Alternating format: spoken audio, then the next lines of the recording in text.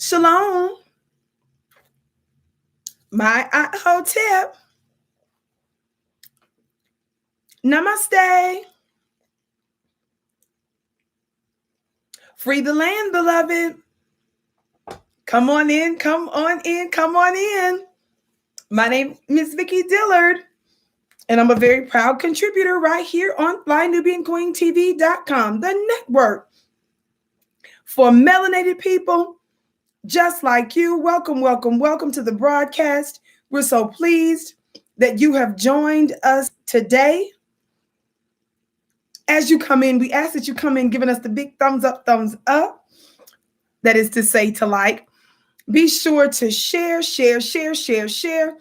Let everybody you know that we're on to do our very brief war briefing today with our Black Prime Time show. Thank you so much for joining us, beloved. We have an interesting conversation today that I'm looking forward to us having regarding a familiar Black face in mainstream corporate white media. And the recent statement that she made regarding our liberation and the best way to gain it. It was pretty shocking what I heard. Shout out to our Beehive in the Digital Building, our moderators. We're so pleased that you're with us today.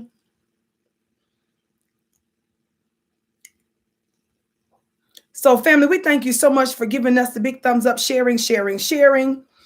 And family, without further ado, y'all gonna be so proud of me with how efficiently I'm gonna move. And you know I do my best to move efficiently, especially when I have an appointment or something that I have to take care of. And that's exactly what I have to do today. So I want to show you, I didn't post today. I didn't post or anything like that today, but I want to show you something. I want you to hear a conversation that was recently had with Angela Rye. For those of you that don't know who she is, some of you are probably familiar with her on CNN and her being an advocate for us to vote for Joe Biden. And she was one of the ones that was talking down to us because we were not inclined to do so.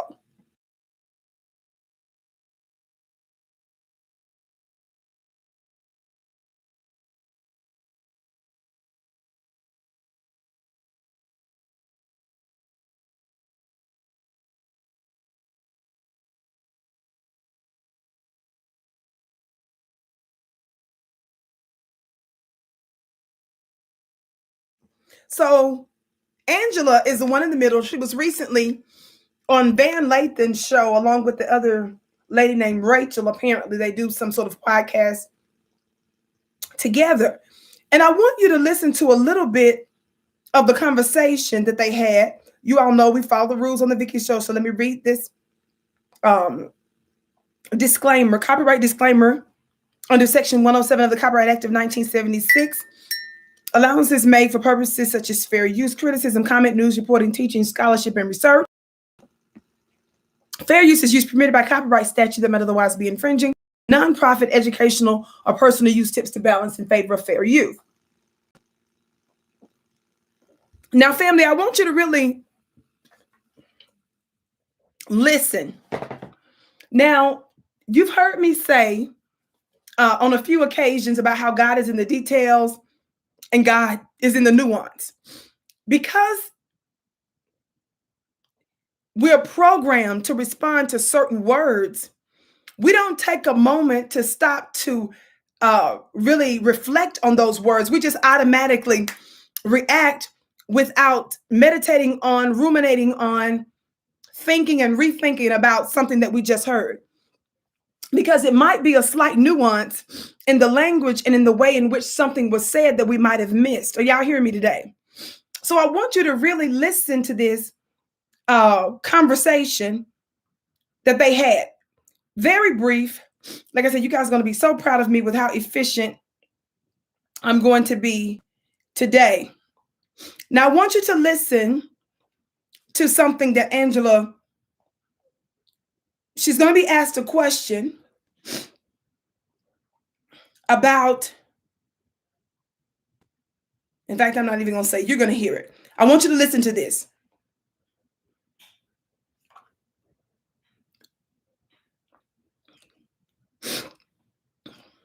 I have a difference of opinion on one thing.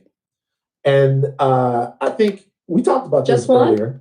Well, several things. Which one? Several things. But the roles of allies in this entire struggle of ours as Black Americans, and not even specifically as Black Americans, as Americans.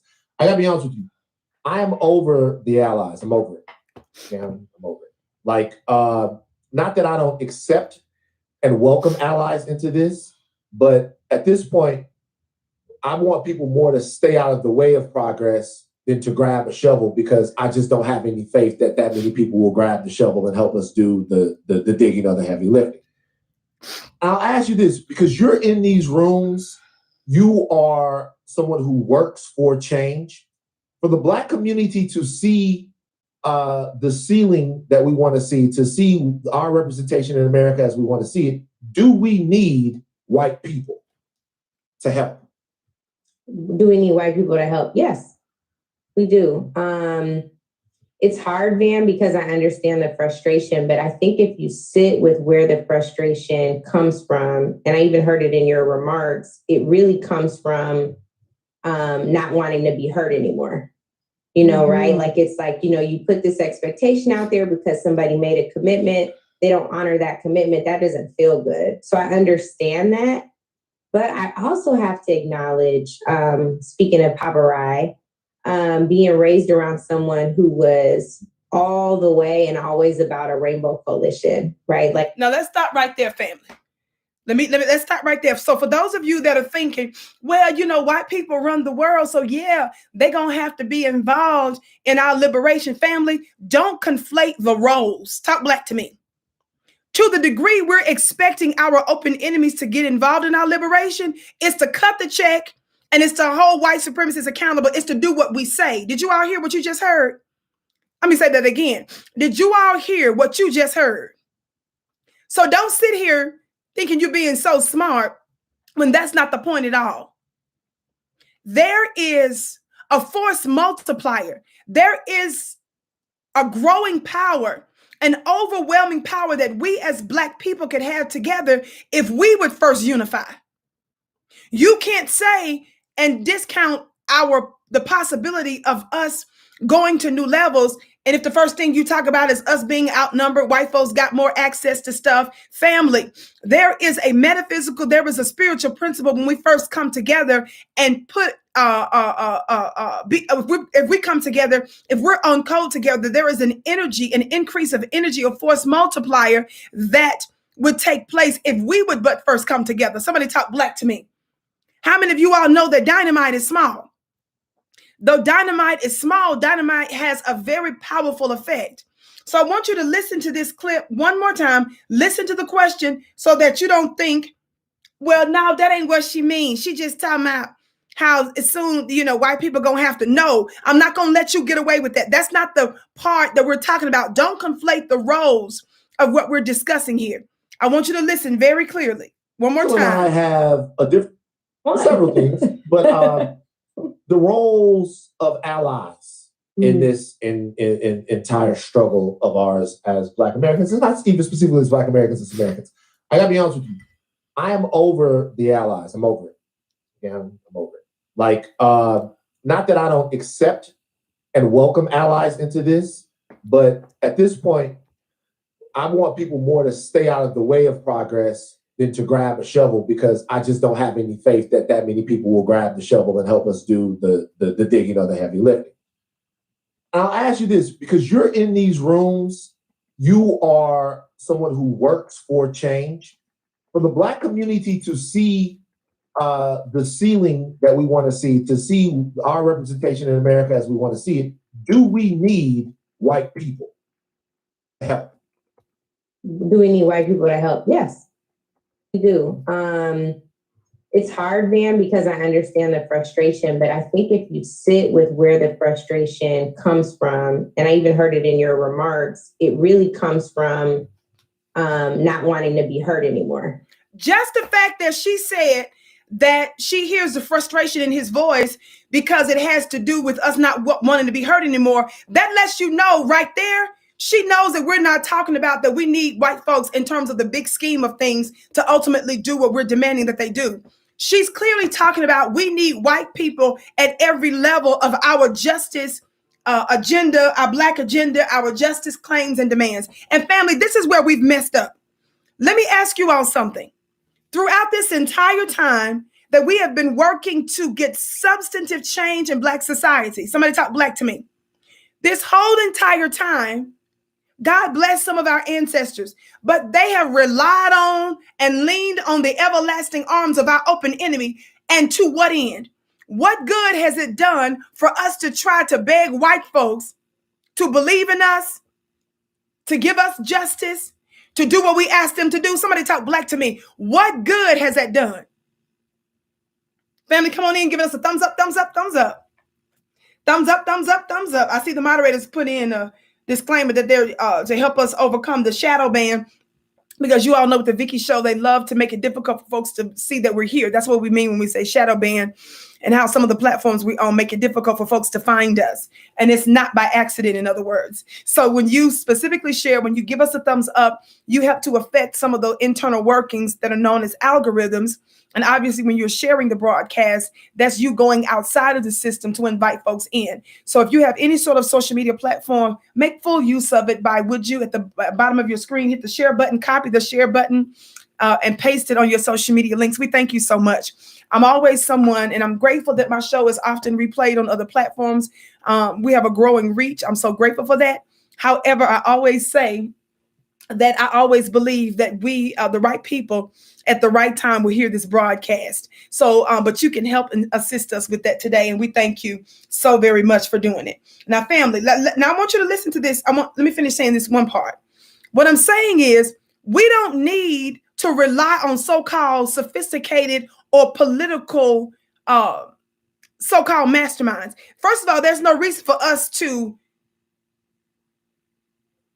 identify Angela Rye, the Simone Sanders of the world, and Roland Martin of the world. There's no reason for us to confuse them with any kind of political masterminds anyway.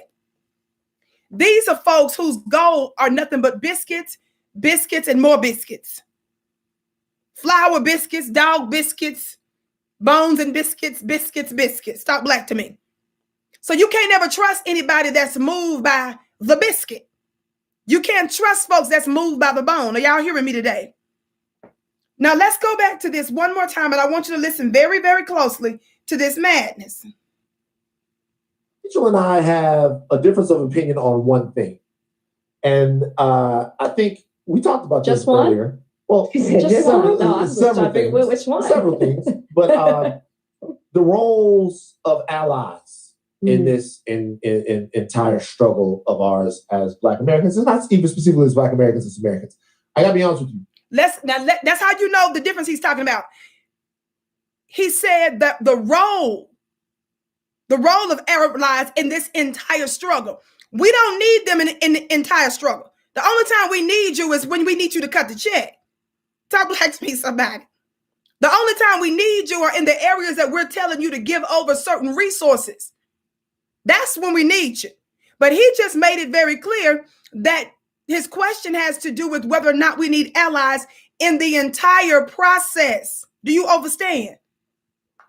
Now, this is not just about beating up on Angela Rye. I don't have to do that because she makes a total fool of herself as an esteemed League of Mammy member, a member of LOM, L-O-M, the League of Mammies.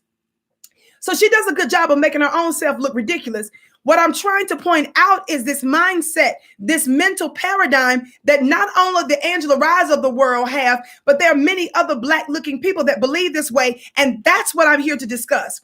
I want us to emphasize, I want us to rid ourselves of this idea that we must lean on the everlasting arm of those who are responsible for stealing us, stealing our labor, stealing our land, misusing our land, destroying our Black family, and refusing to give us justice. Do you all understand? I'm here to challenge this notion that somehow we need someone or something outside of us to get substantive change.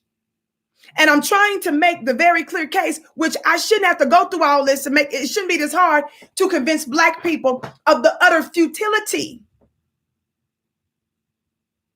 of even making such a statement and living like we absolutely have to have them. That's very dangerous. Talk Black to me.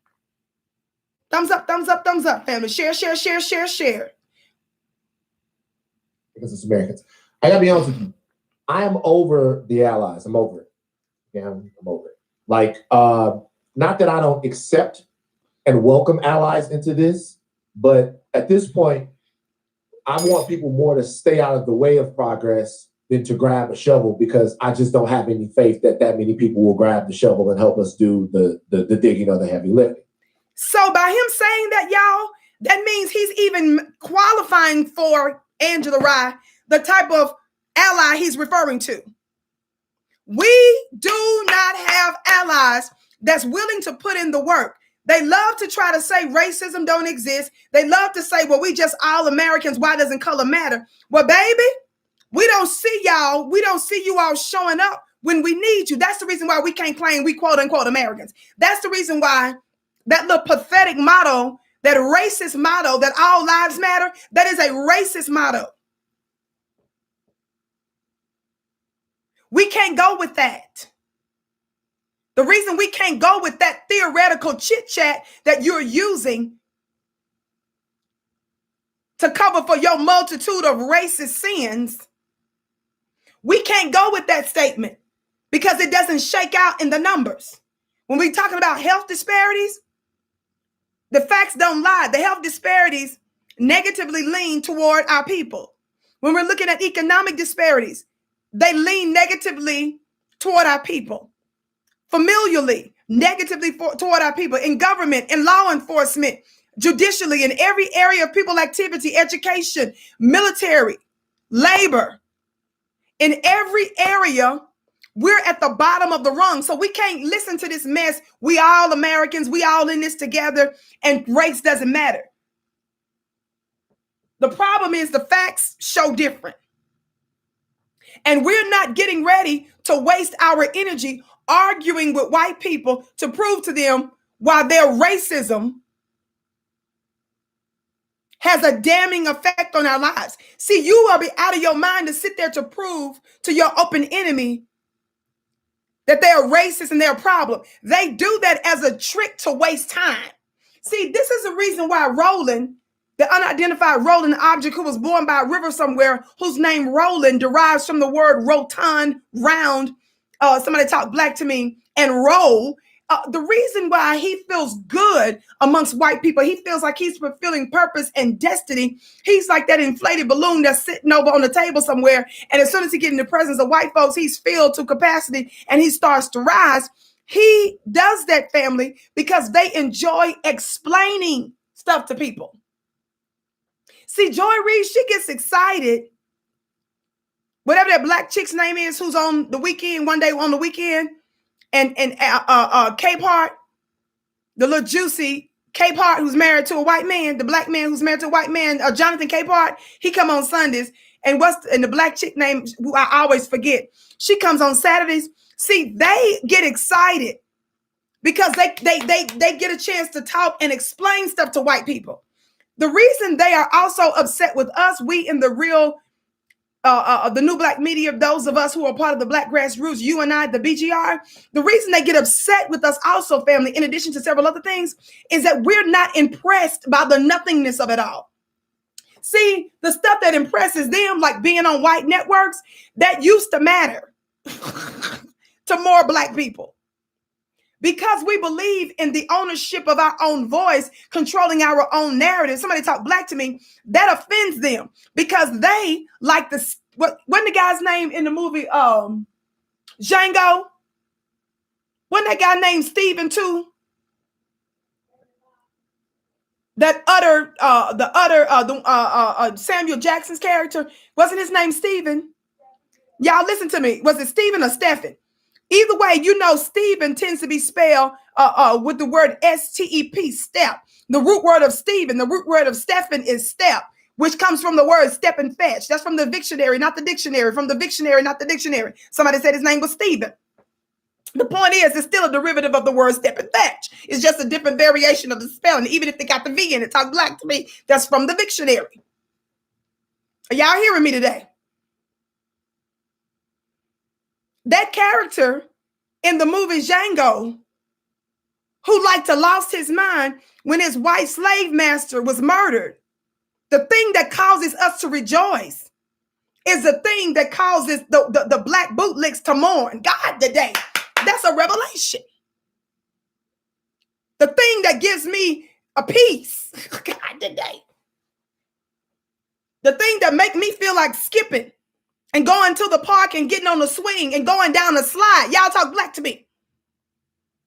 The thing that makes me want to get on a ferry ride. God, today.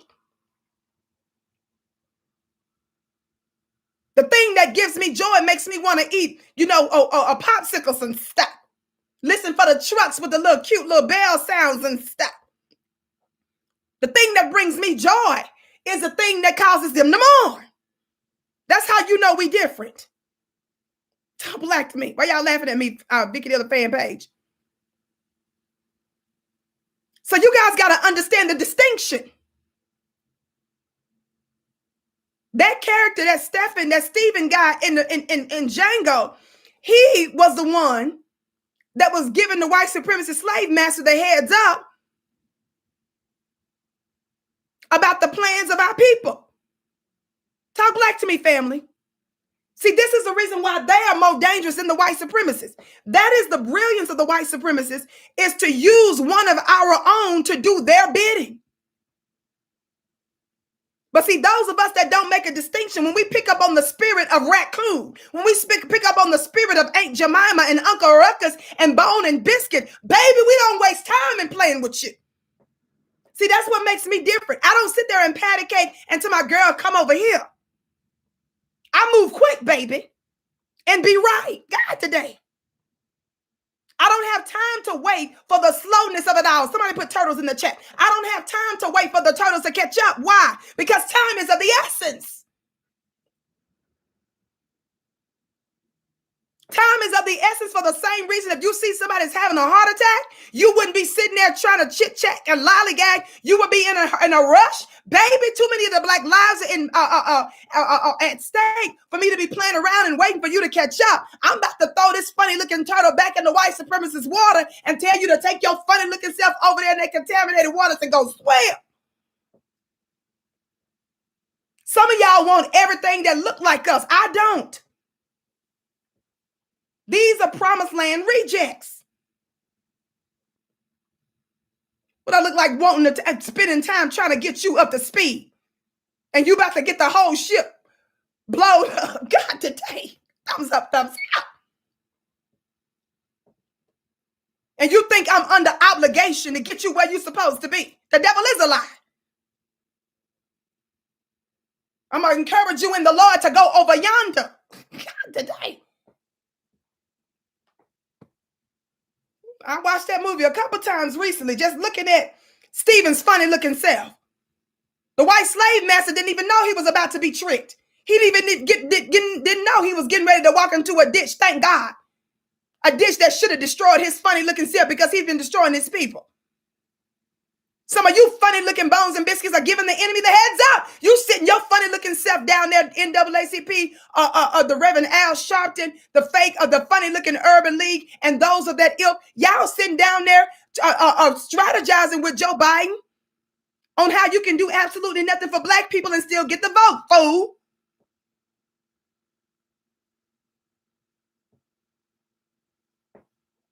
This is Django.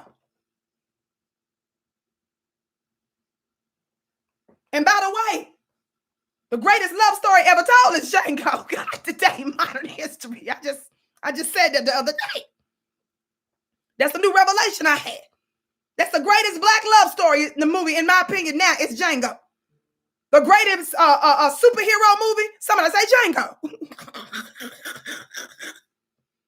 The greatest love story, the greatest superhero story. What's some other kind of movie categories? Shoot. Encourage yourself in the Lord. What we got it going on? There's nothing more attractive and sexy than a Django around this piece. God, today. Funny looking cell. That's what I'm talking about. Had that powerful resolve. And notice, brothers, he didn't have to convince the woman to so-called be submissive. Fool. He was showing traits of masculinity. He didn't need to be told what to do. She didn't have to wonder whether or not he was going to go over the river and through the woods to make sure she was going to be all right. Talk black to me.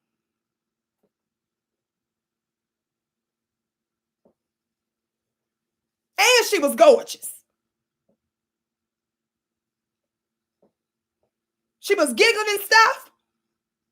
He made her faint. God, today. She dropped a whole glass of water. Not because she saw some superstar, some president. Baby, she saw a man and fell out. God, today. God.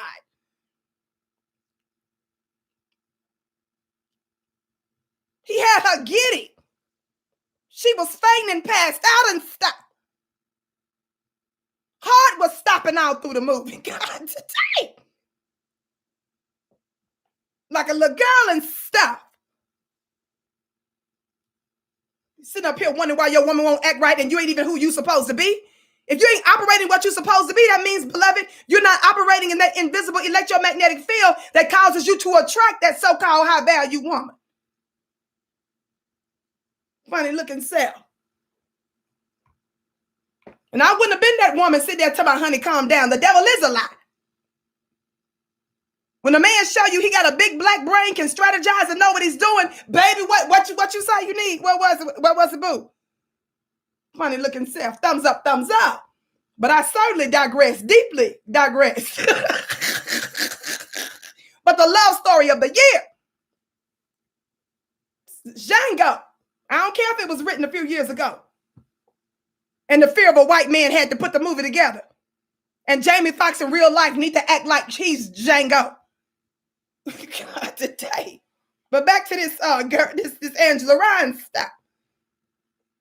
Americans. I gotta be honest with you.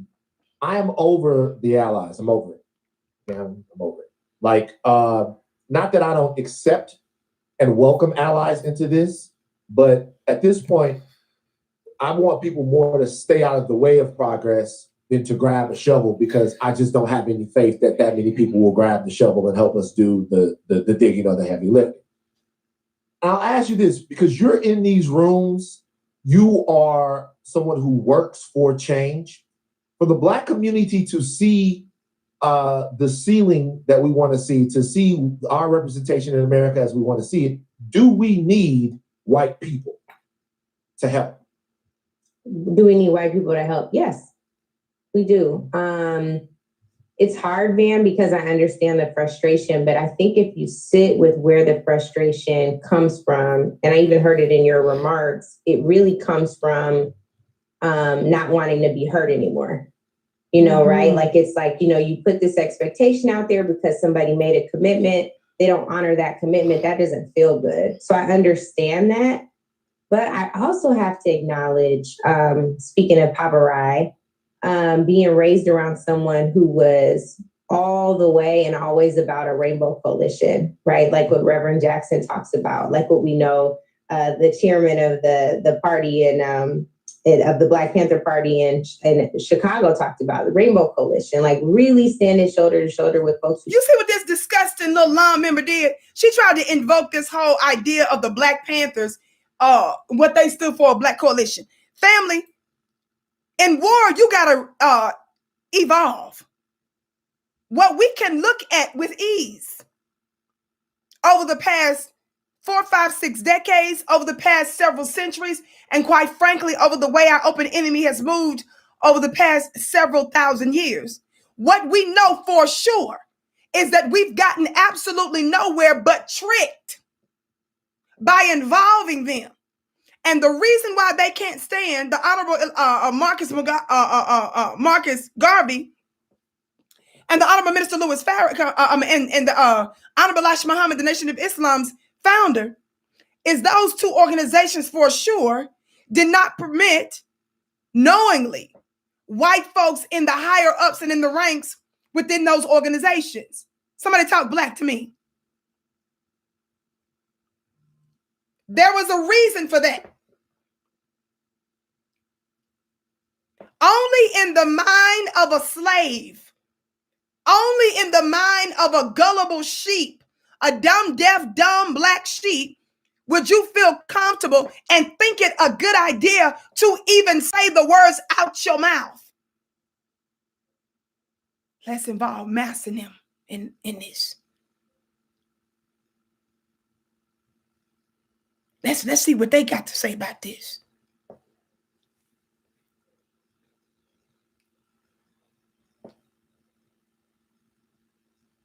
Let's get them to help us. Yeah, the people that raped us and robbed us and sodomized us, let's see what they got to say about this. I'm sure their motive is good. It makes sense. Well, Vicky D, the people down that we dealing with, it ain't too many of them that raped us and robbed us. Yeah, they blowing us, in the back of the head and stuff. Yes, they're doing all kinds of pharmaceutical, educational, engaging in war against us and all manner of evil with the food, the air, and stuff like that. But at least they're being nicer about it. They're not killing us as harshly, for the most part.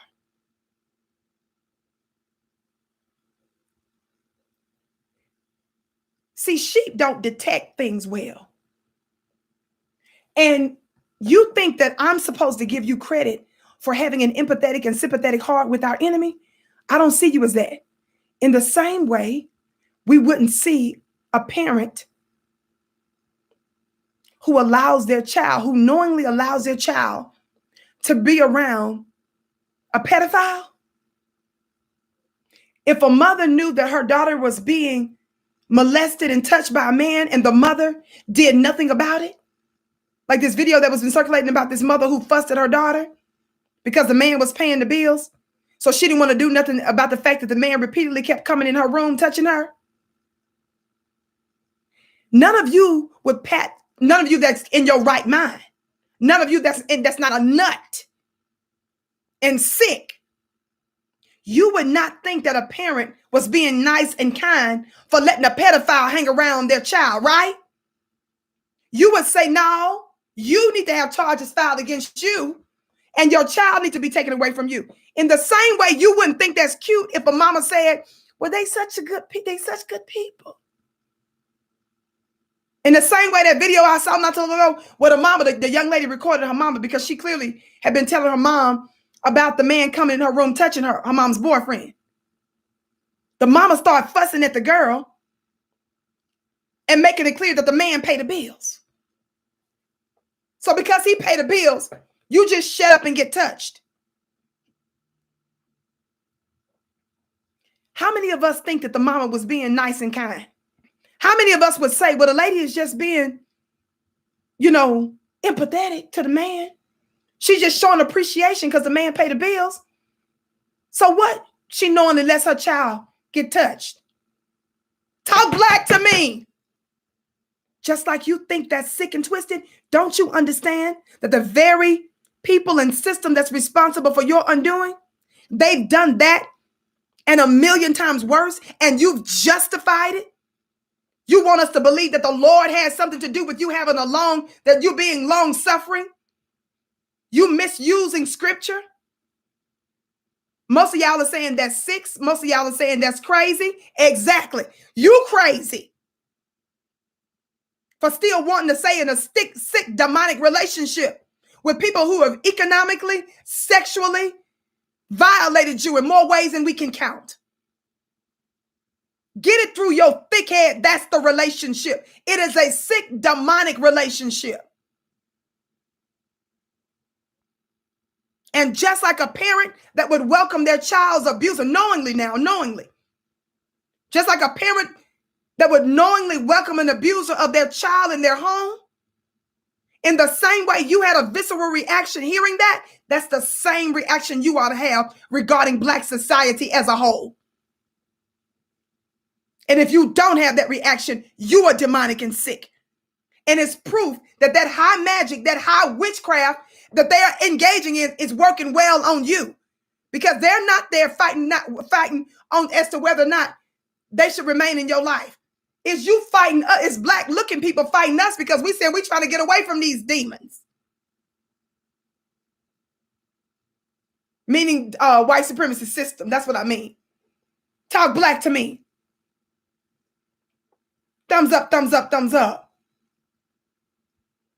The folks who just get it. I don't think that there are a lot of folks who just get it, but I don't think that we're in a position to turn people away who want to. I do think. Y'all don't sound cute saying it. Y'all think y'all look so deep because you can. Some white people gave you a degree somewhere. I don't care if you even got them at an HBCU school, and I'm giving out money for HBC students right now. But we all know that some of the HBCU schools, they got their issues too, because a lot of them have white influence.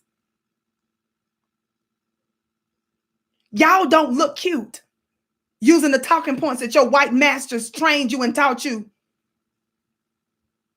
how to say, fool. What do you mean, Angela, we're not in any position to turn them away?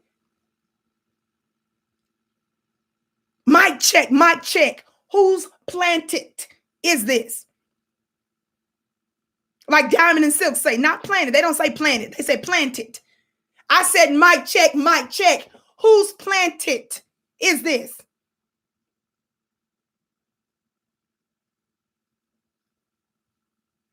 With that being said, who are you talking to? We're not in any position to turn them away. Fool, why not, dummy?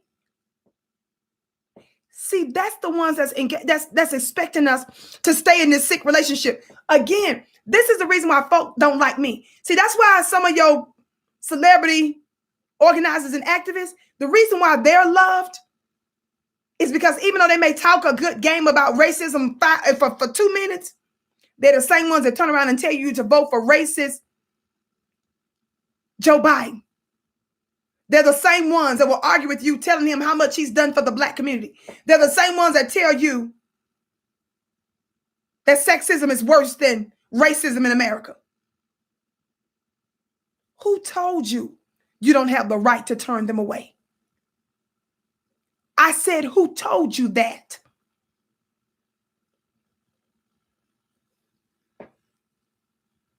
And then she sit up here trying to talk in a maternal voice. See, that's the reason why I got to come out and get these lambs. Because y'all get tricked. And y'all know that your mother's voice can rock you to sleep. They'll be singing you a lullaby and they'll make stuff look right because you trust it. The devil is a lie. I'm that mama that's screaming, telling you, fool, get out the street because the 18-wheeler is coming full speed down the road and about to splatter you.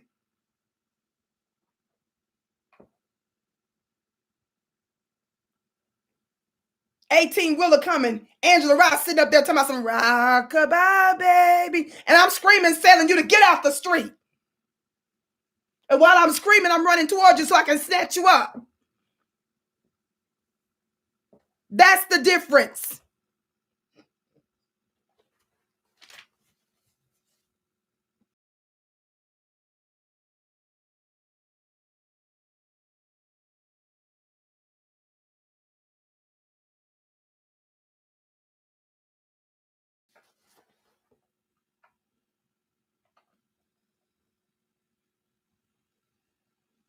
The responsibility and the onus should not be on us to bring you up to speed. I think you need to figure out who the wokest white person among you is and get educated there. Because what I am tired of is you picking my brain for free. I am tired of trying to conform and contort to make you comfortable for my discomfort. I am over that, and I agree with you there. But I think it would be a sad day for us to say we don't need allies when, for example, we started this podcast. Girl, shut up. Just tell her to shut up. I can't take no more. I'm feeling like I'm being mentally demoted listening to her. So let me listen to the great Dr. John Henry Clarke, who says something very interesting. I was supposed to be here. Every idea, every so-called religion was meant to do anything but facilitate European domination of the world. And I said, there's no exception. These systems that had its origin in Africa, all of them, and there is no exception, turned on African people. I said, there is no exception. And there's one thing you have to get through your mind and keep it. Nothing that ever came from the European mind was meant to do anything but facilitate European domination of the world. And I said, there's no exception.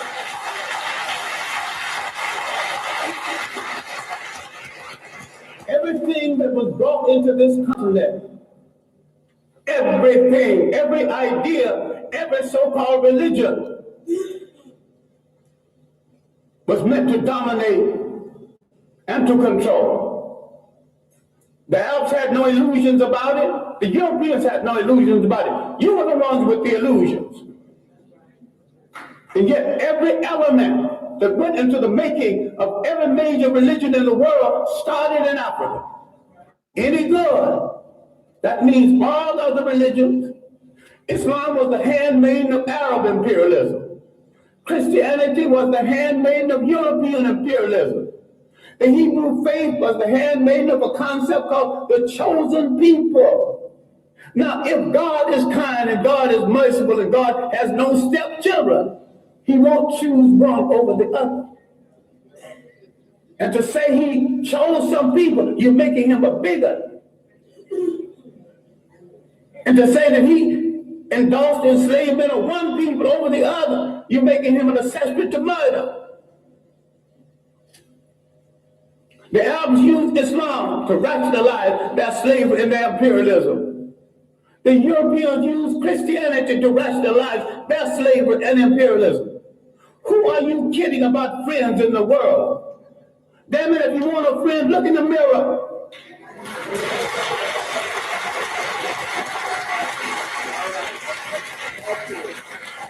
Did you hear what the elder, the great Dr. John Henry Clarke said? He said, if you want a friend, look in the mirror, but he's not done yet. There's 1 billion African people on the face of this earth. Why are you buying third-grade junk from third-grade people thinking you can't make it?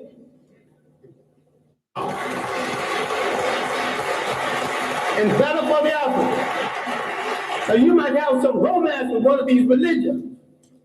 I have no romance with any of them. I have a romance with reality and truth. And the chips can fall where they may after I tell it. As for friends, you have had no friends. What did he say, y'all? Angela? Lam? What did he say? What did our elder tell us, family?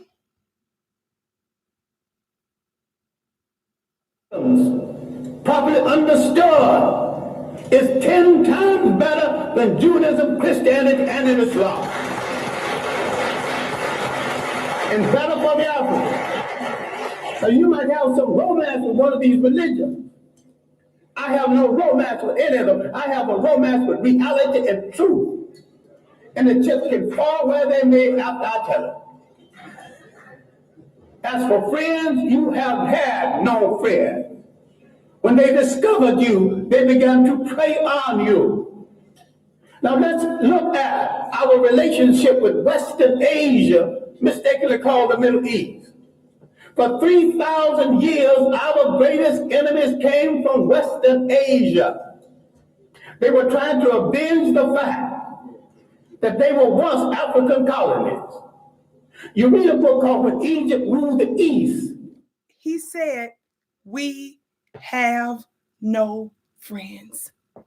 How many of you all are familiar with the great Winnie Mandela? Winnie Mandela was the wife of former President Nelson Mandela of South Africa.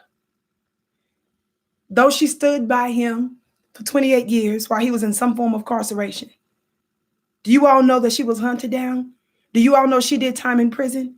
Do you all know she was in solitary confinement in the hole for about 18 months? Do you all know that she went through hell? Later, they tried to accuse her for some other stuff. But this sister was hated when her husband, some of y'all don't know this about Nelson Mandela. The reason Nelson Mandela was a threat, beloved, because Nelson Mandela was a part of a group that believed in setting bombs. Nelson Mandela and them took action against their open enemies who was taking them out in South Africa. That's their history. That's who they were afraid of. And some believe that over the years that they weakened him on purpose while he was incarcerated. And some even posit what some might consider to be credible evidence or information that there was actually perhaps stuff that was given to him that caused him to be a little off. But his wife, Winnie Mandela, she became more resolved than ever over the decades. She's the one that was responsible for keeping the movement going and his name. They couldn't stand her because she believed in something that they call necklacing. Do you all know what necklacing is? When they found out that one of their own was a snitch or worked for the enemy, she endorsed what they called necklacing, where they would get a tire, put it around the necks of the traitor, and set that thing on fire. Now, I'm not saying to do that.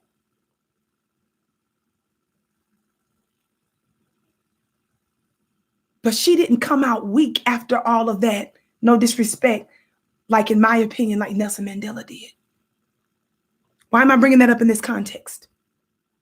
Because even over the decades, she saw the enemy for who they were.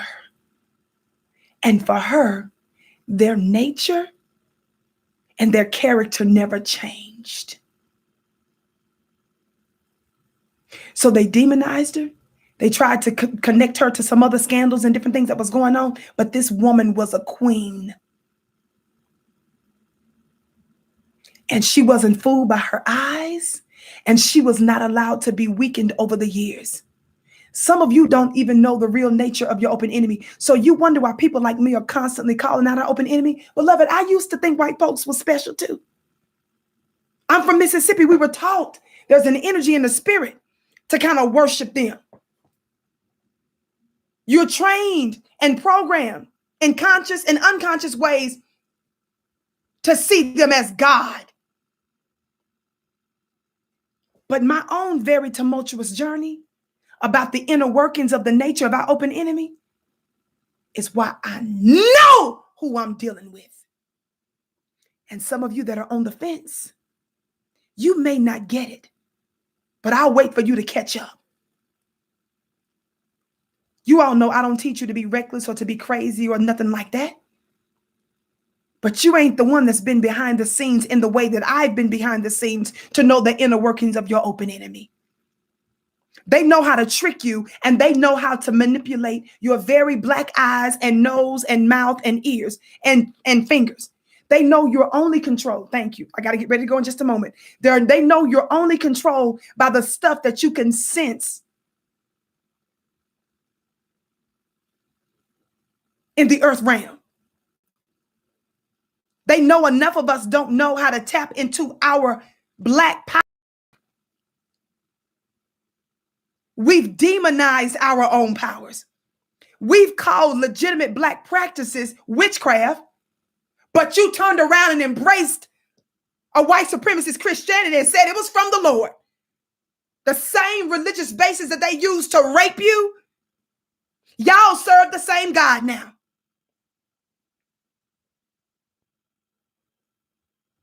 And you will demonize your brother and sister that's of another spiritual persuasion, but then call your open enemy with the same religion your brothers and sisters in Christ. Somebody talk black to me.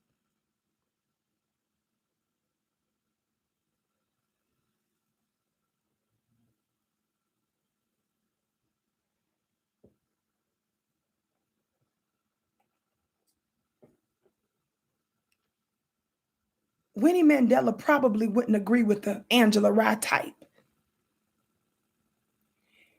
What makes you dangerous to your open enemy is when you recognize that you don't need them at all. When you recognize that they're the newest people on the planet. This world has always been ours. We're the greatest creators of civilization, and everybody imitates us. That you still have that potential if you but tap into it. That's the danger, beloved. Is to once and for all wake up and say, I really don't need you like that.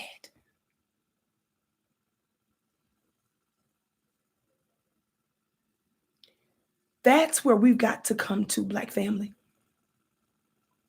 Is where we're comfortable teaching our own, doing business with each other in a greater way, forgiving and loving on each other in a greater way, tapping into our powers, unifying and being on code in a greater way. Now, I've got to get ready to go, but I was so disgusted when I heard that clip from her, but I wanted to share it. And it's not just about beating up on Angela Rye. It's about exposing that mindset that we've got to have other people. To the degree other people are involved in it, we dictate. You ain't finna be running nothing. You're not going to be in the control center of Black liberation. We pick what we want you to do. You ain't about to run nothing up in here, is my point.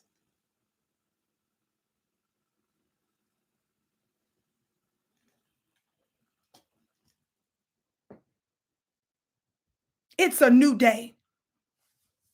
You all know I encourage you to be wise, to be intelligent, be self-reliant. All we've ever needed was ourselves.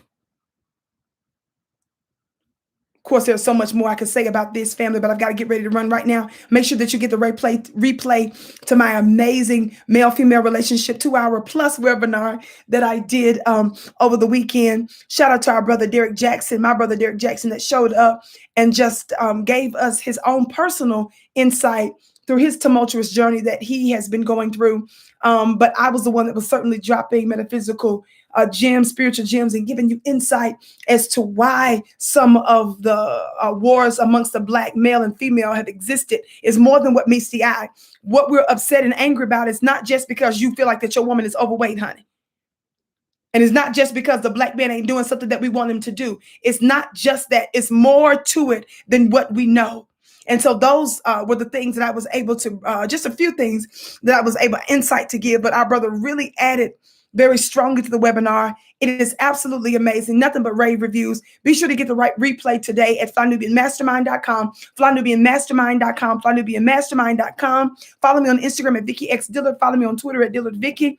I hope to see you this week again, 6:30 p.m. Eastern, same time, same place. Normally I'm here 6:30 p.m. Eastern. So I can't wait to see you again. Of course, my name is Vicky Dillard, your sister with the curly braids. I bow to you. You are my bliss, and I can't wait to see you